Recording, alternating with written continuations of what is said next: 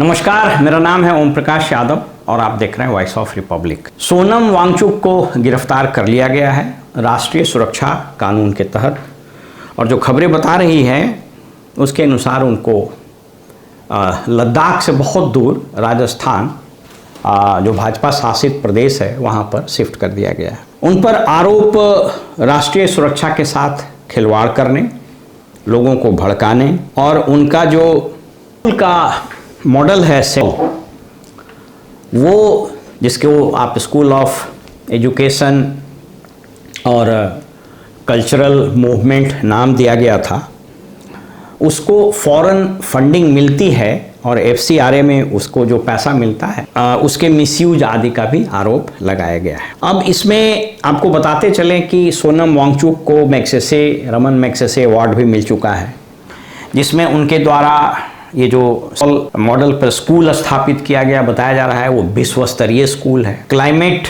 Change पर इनके काम, इन्वायरमेंट के प्रोटेक्शन पर इनके किए गए काम, आर्टिफिशियल ग्लेशियर जो इन्होंने बनाया, ग्लेशियर स्तूपा, जिसमें पानी के कंजर्वेशन और जब पानी की ज़रूरत हो तो उसको मीट करना, सैनिकों के लिए सोलर टेंट्स के किए गए निर्माण, ये सारे उनके हिस्से में वो सारी चीज़ें जाती है। वहीं पर अब सरकार ने उन पर राष्ट्रीय सुरक्षा अधिनियम के तहत, कानून के तहत उनकी गिरफ्तारी की है और कहा है कि उन्होंने भड़काने का काम किया और हिंसा वगैरह का काम किया।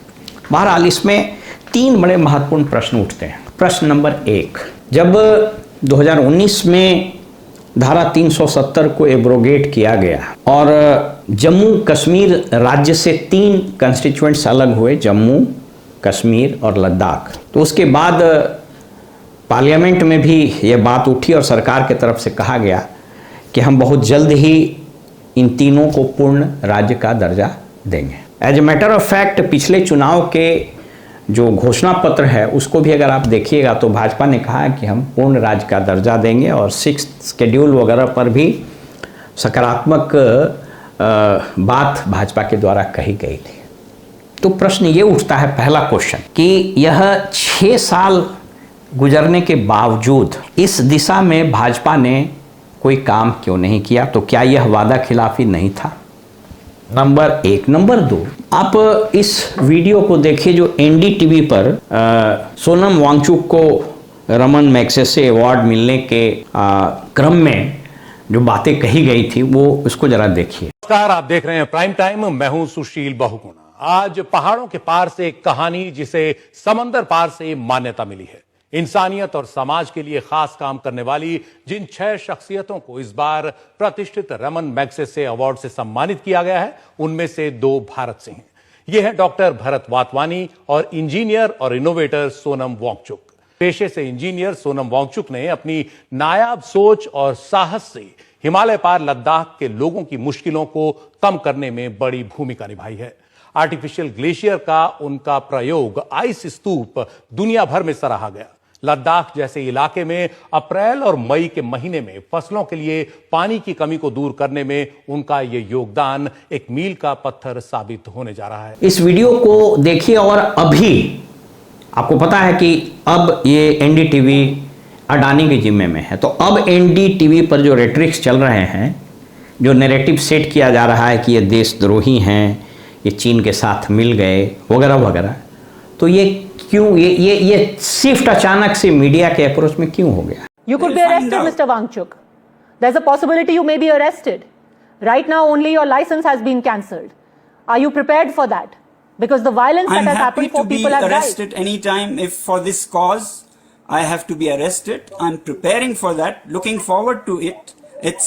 I don't want to be in confusion. So I've made up my mind that I will be arrested, but I want to tell you, Sonam Wangchuk in jail will be equally, if not more, problematic as Sonam Wangchuk outside participating in dialogues and discussions. Why do you say that? That almost sounds like a warning to the administration. Because it will awaken people more about how this country is being run. People who have given their lives for the education of the young, defense of the country, who has worked with the Indian Defence Forces to build them solar heated shelters, who has launched movements against China, made in China boycott movement was launched by me. If such a person is jailed and then corrupt people are freely roaming around, that will be a great scene for the nation to see and understand what's happening in our country. यानी कहीं ऐसा तो नहीं है प्रश्न number 2 में कि जो अडानी को जमीन देने के अपने अनवरत कार्यक्रम में जो भाजपा लगी हुई है और स्टेटहुड मिल जाने के कारण और 6th शेड्यूल में इसको चले जाने के कारण यह काम लगभग असंभव हो जाता है अडानी के लिए, तो कहीं उसका तो यह परिणाम नहीं है। और नंबर 3, जब ये अनशन सोनम जी का पिछले 5 महीने 6 महीने से, आप सही कहें तो इनका आंदोलन तो वैसे बरसों से चल रहा है, तो क्या इतने बरसों से वो एंटी सोशल एंटी नेशनल नहीं थे कि अचानक से वो एंटी नेशनल हो गए? और अचानक से 3 दिन के अंदर इस देश का महान खुफिया तंत्र और इस देश की महान पुलिस और इस देश का महान गृह मंत्रालय अचानक से खोज लेता है कि साहब इनको फॉरेन से जो फंड मिला उसका मिसयूज हुआ, इनका चाइना से लिंक है। ये 6-7 साल से इनको नहीं पता चला। पहलगाम में जो 26 लोग मारे गए वो कौन लोग थे, वो कैसे आए, किसने उसकी मदद की और मारने के बाद वो कहाँ छिप गए, वो आज तक पता नहीं चल पाया। आज तक यह भी नहीं बता पाई सरकार कि वो लोग मारे गए कि नहीं मारे। और ये तुरंत मतलब 2-3 दिन के अंदर इतना महान खुफिया तंत्र और इन्वेस्टिगेटिंग एजेंसी है कि सब पता लगा लिया। तो तीसरा प्रश्न ये है कि ये जो अचानक से ये सारा रचा गया, यह कहीं नरेंद्र मोदी सरकार के खिलाफ उठ रहे आवाज को दबाने का एक वही प्रयास तो नहीं है जो आज से कुछ साल पहले इंदिरा गांधी का। आप देखिए, मैंने एक बार चर्चा की थी किसी वीडियो में कि हर एक व्यक्ति के, हर एक राजनीतिक दल के, हर एक देश और समाज के जीवन में 4 हवाएं चलती है। तो दक्षिण, पूरब और उत्तर की जो हवा होती है जिसको नॉर्दर्न विंड, ईस्ट विंड और साउदर्न विंड बोलते हैं, ये नेगेटिव हवाएं, और वेस्टर्ली विंड को पछिया हवा बोलते हैं। मैंने चर्चा किया था कि कैसे रिच डिवॉस एक बहुत बड़े एंटरप्रेन्योर, फिलैंथ्रोपिस्ट और बहुत बड़े राइटर भी हैं, उनकी किताब सिंपली रिच में इसकी चर्चा की गई है। तो कहीं ऐसा तो नहीं है कि अब ये मोदी सरकार का जो है यह दिन वैसे ही लदना शुरू हो गया है, इसका भद वैसे ही पिटना शुरू हो गया है जैसे कांग्रेस का शुरू हो गया था। आप याद कीजिए, कांग्रेस की सरकार को गिरने में सबसे बड़ी भूमिका किसकी थी? दिल्ली के रामलीला मैदान में जो आंदोलन अन्ना ने शुरू किया था, जिसमें बहुत सारे एक्टिविस्ट शामिल हुए थे, तो उस समय भी याद कीजिएगा कि कांग्रेस ने इसी तरह के क्रियाकलाप किए थे और परिणाम क्या हुआ कि सरकार उठा के फेंक दी गई। कांग्रेस के इतने दिन के शासनकाल में नॉर्थ ईस्टर्न स्टेट्स का इतना एक्सट्रीम एलिनिएशन हुआ, मिजो का सेपरेटिस्ट मूवमेंट, नागालैंड का NSCN, मोइबा, आइजैक मोइबा ग्रुप, वर्चुअली लगता था कि वो इस देश से ही कट गया। बाकी स्टेट्स की भी स्थिति बहुत अच्छी नहीं थी, बोडो का आंदोलन, फिर त्रिपुरा में आंदोलन। तो कांग्रेस की यही नीति रहती थी अदर स्टेट्स में भी कि दिल्ली के ड्राइंग रूम में बैठ करके 4 अधिकारी, IB, CBI, उस वक्त तो NIA नहीं थी, NIA, ये 4-5 अधिकारी कुछ इनपुट्स देते हैं और उस इनपुट्स को सही मानते हुए सरकारें काम कर रही थी। तो मैं कहना ये चाह रहा हूं कि कहीं बीजेपी भी कांग्रेस वाली ही नीति पर तो नहीं चलना शुरू कर दी है। और अगर ये सत्य है कि कांग्रेस की ही उस नीति पर बीजेपी चलना शुरू कर दी है, तो क्या बीजेपी का भी पतन वैसे ही नहीं होगा जैसे कांग्रेस का पतन हो गया? यानी कहीं बीजेपी का कांग्रेसीकरण तो नहीं हो गया? जिस कांग्रेस को मुक्त करने का नारा भाजपा देती रही कि कांग्रेस मुक्त भारत, तो कहीं ऐसा न हो कि भाजपा के इन कृत्यों के कारण एक फिर से ऐसा आंदोलन चल जाए कि भाजपा मुक्त भारत होना शुरू हो जाए। याद रखिए, गंगा में बहुत पानी बह चुका है। जो नई पीढ़ी के बच्चे हैं जेन जेड, यह जेन जेड वर्ड से सरकारों को डरना चाहिए। इस जेन जेड के आकांक्षाओं को सरकारें समझिए।